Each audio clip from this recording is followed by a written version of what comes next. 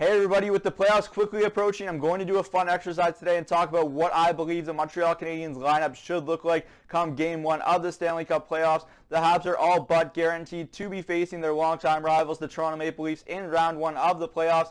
Everything here is done pending the health of the roster. There's obviously concerns about a few players up front, but the majority should be healthy come Game 1 of the Stanley Cup Playoffs.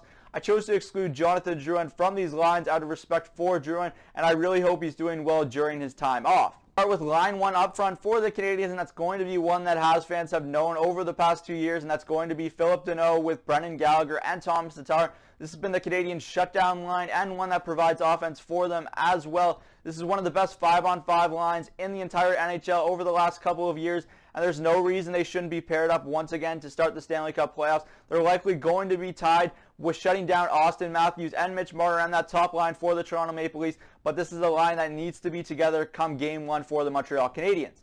Now, one thing I've noticed from this Canadiens team this year is that they've chosen to go with a lot of pairings up front this year, and what I mean by that is they've kept Tyler Toffoli and Nick Suzuki together for a lot of this season, and for good reason. They've shown a lot of chemistry this year. I really like what those two have together, and they've been two of the best offensive weapons for this Canadiens team all year long. I'm going to pair them with Joel Armia. I've seen a lot of chemistry with these three throughout their last tenure of playing together. Armia does a really good job at retrieving pucks down low and does have a lot of skill. The only question mark around Armia is whether or not he can be consistent come playoff time. This is a player that, when at his best, he's a really effective NHL player, but he lacks consistency. Toffoli and Suzuki provide that offensive flair on this line, and they should be tasked with playing up against the John Tavares line for the Toronto Maple Leafs. The bottom six is where things get really complicated for this Montreal Canadiens team, because there's an argument that can be made that you can make for 8 or 9 guys here in this bottom six. I'm going to say that what I like here for this third line is I'm going to add a veteran to Jesperi Kotkaniemi's wing, and that's going to be Carey.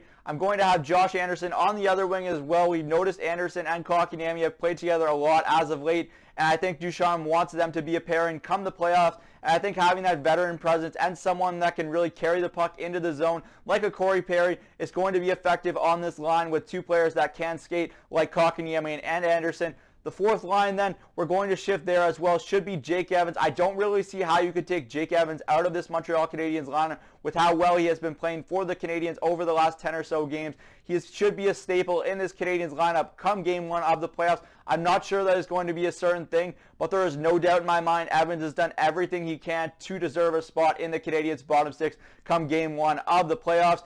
Down the middle, you're going to have Eric Staal, whether you like it or not. Staal wasn't acquired to sit on the bench or be in the press box for this Canadiens team. He's going to be in the lineup come Game 1 of the playoffs, and I have him in the 4 center spot. Because of that, I don't necessarily agree with the decision, but Eric Staal is likely going to be the Montreal Canadiens' 4th line center come Game 1. And then on the other wing, I have Artturi Lehkonen. I think Artturi Lehkonen is a playoff performer, some guy that really does a good job down low for this Canadiens team. He's an avid forechecker. He's tenacious. He can play on the penalty kill, and he's someone that really ups his ante when the playoffs come. So I really think Lehkonen should be on that 4th line for the Canadiens come the playoffs, and that leaves out Cole Caulfield and Paul Byron. I really don't think Paul Byron has done anything to earn a spot on this Canadiens roster come the playoff time.